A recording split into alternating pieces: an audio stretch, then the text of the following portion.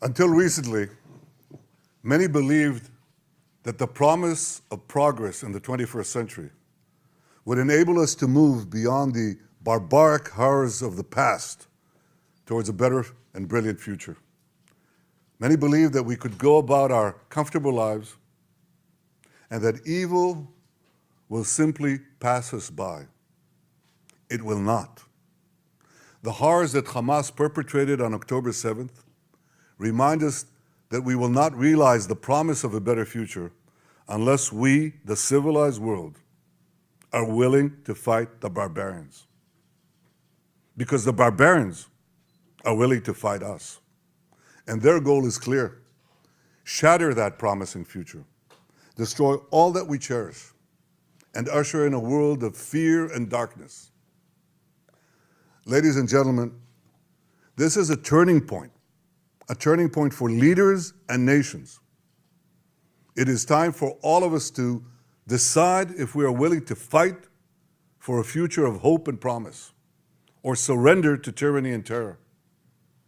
Now rest assured, Israel will fight. Since October 7th, Israel has been at war. Israel did not start this war. Israel did not want this war.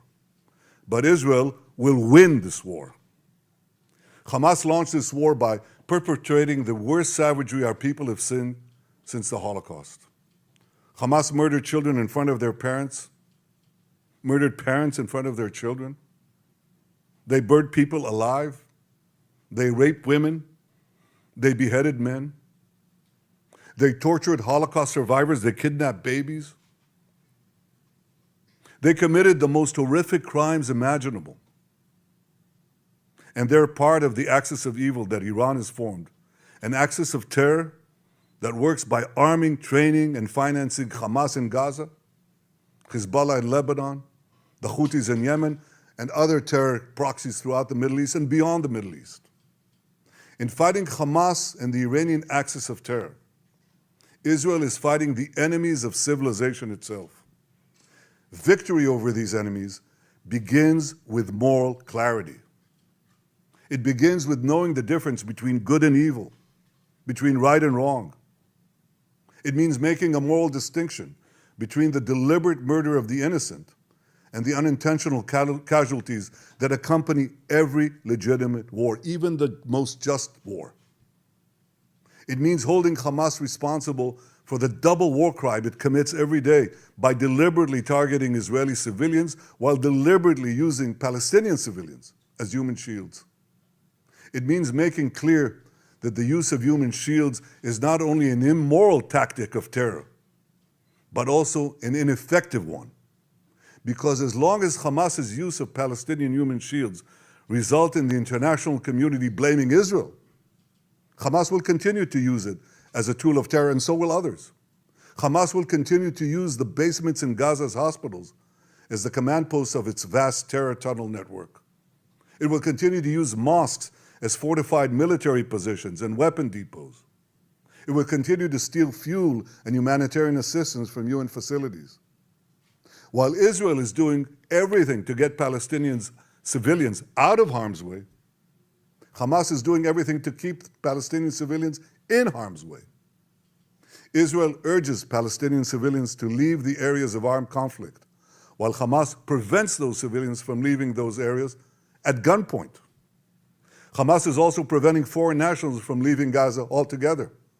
And most despicably, Hamas is holding over 200 Israeli hostages, including 33 children, holding them, terrorizing them, keeping them as hostages. Every civilized nation should stand with Israel in demanding that these hostages be freed immediately and freed unconditionally. I want to make clear Israel's position regarding a ceasefire. Just as the United States would not agree to a ceasefire after the bombing of Pearl Harbor or after the terrorist attack of 9/11, Israel will not agree to a cessation of hostilities with Hamas after the horrific attacks of October 7th. Calls for a ceasefire are calls for Israel to surrender to Hamas, to surrender to terrorism, to surrender to barbarism. That will not happen.